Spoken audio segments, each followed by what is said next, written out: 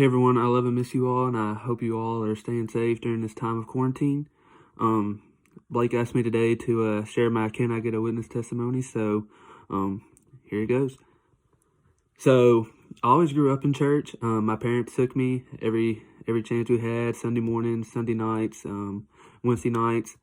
So through that, I was always diving into the Word, hearing all these stories about Jesus and these miracles He's done, and Old Testament, hearing about Moses parting the Red Sea, all these Bible stories.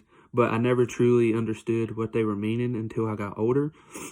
And so, as I grew up, I was still going to church, still hearing these words, but like I mentioned, I never could fully grasp and understand what they were meaning. I started asking questions about things that were going on in the Bible and that were being said at church when I was in like fourth grade, but I still couldn't fully grasp on to what everything meant. So it was in fifth grade during a revival. A lot of my friends went down, got saved, and got baptized, but yet here I was, I still have not yet got saved, got baptized. So I was like, what the heck? They're doing it, so I'm going to do it. So I was like, I want to get saved. Went down, talked to Brother Jeff, said I want to be saved, prayed the prayer. A couple weeks later, got baptized.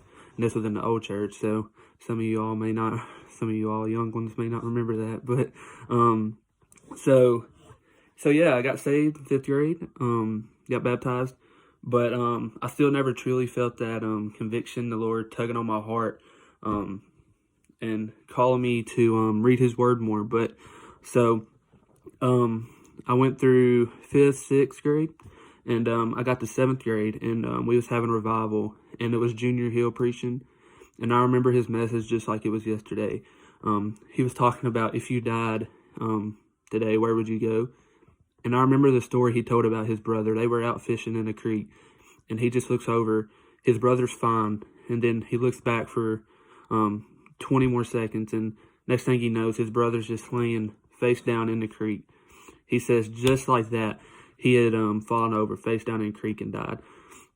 So he was like, if you die today, do you know where you was going? And that just hit me because I'm like, yeah, if I die today, I'm going to hell, because I never truly had that conviction and asked Jesus come into my heart and truly meant that. So I went to talk to Brother Jeff, talked to my parents. So they asked more questions, led me down Romans Road, all those verses. So I asked Jesus in my heart truly this time, and I truly had that conviction and calling on my life. I started reading my Bible more and understanding what it started to actually mean. So yeah, that's how I came to Christ. But also I'm going to share a piece of how the Lord has worked in my life since then. As most of you know, I was kind of a troublemaker in school. A lot of people was like, "Oh, he's a bad kid." But as I got to high school, things started to change. I started to be a little bit more calmer, I guess.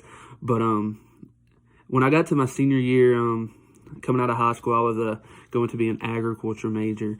But I just felt the Lord saying that that's not what He wanted.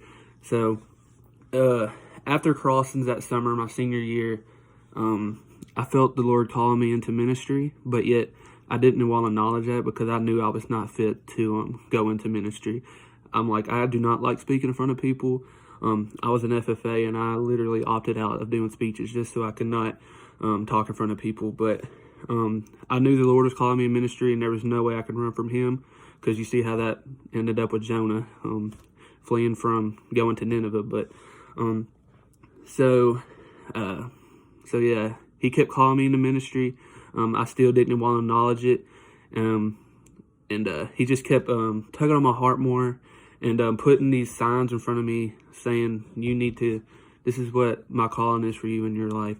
So with that being said, I'm now going into ministry, and I do have a verse here I'm like to read, and this is in 1 Corinthians, and it just pretty much talks about we may not all be in the same life situations, but God is still going to use us for his glory in whatever that our situation may be. So it says, and this is 1 Corinthians chapter 7, verse 17. It says, "Let each one live his life in the situation the Lord assigned when God called him. This is what I commanded in all the churches." So Paul is writing this letter saying, we're all going to have our own situation to live in, but that is the situation God has assigned us to, whatever it may be. Maybe you're in the ministry field, you're going into the ministry field, or you're going to be a missionary, whatever it may be. Maybe you'll be a teacher, a farmer, whatever it may be. That's the situation the Lord has assigned for you, and He will use that through you to spread His kingdom. And so I just want to challenge you all that whatever the Lord's calling is for your life, don't run from it, and just to always stay faithful in Him. And yeah, so I love and miss you guys, and I hope to see you all soon.